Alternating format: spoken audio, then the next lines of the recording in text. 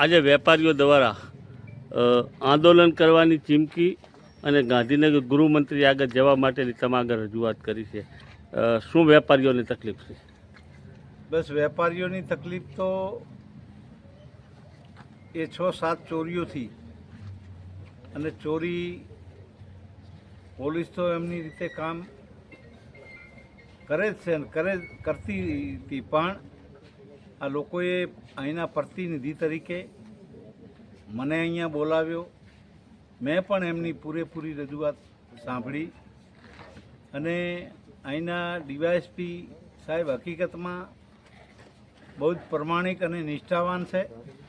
એમને મેં બોલાવીને વાત કરી એટલે એમણે પણ વેપારીઓની વાત પૂરેપૂરી સાંભળી છે અને જે થાય એ કરવું પડે એ કરીને પણ પોલીસનું કામ સારી રીતે કરીને નિષ્ઠાવાનથી અને આ જે ગુનેગારો ચોર છે એ વહેલી તકે પકડાય એવી કાર્યવાહી કરવાની વાત કરી છે.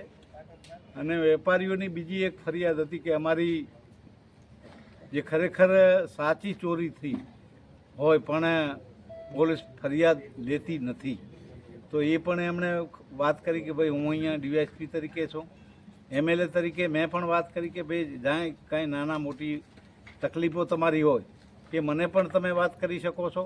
હું પણ પોલીસમાં જ્યાં કહેવાનું હશે ઉપર સુધી વાત કરીને તમને ન્યાય મળે એવી વહેલી તકે અમે કોશિશ કરશું. અને આ ચોરીઓથી એ ખૂબ જ દુઃખદ ઘટના છે અને એ પણ પોલીસ પણ એમાં સતત લાગેલી છે.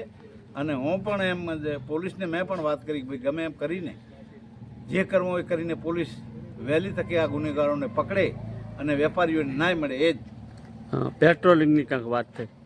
પેટ્રોલિંગ તો વાત કરી છે, પોલીસે વાત કરી છે, ડીવાયએસપી સાહેબે પણ વાત કરી કે ભાઈ વહેલી તકે અમે અને જે પેટ્રોલિંગ છે એ પણ વધારી દઈશું અને વહેલી તકે આ પોલીસનું કાર્ય કરીને એ ચોરોને ગુનેગારોને કઈ રીતે પકડવા એ અમે આયોજનબદ્ધ એ પકડી પાડશું.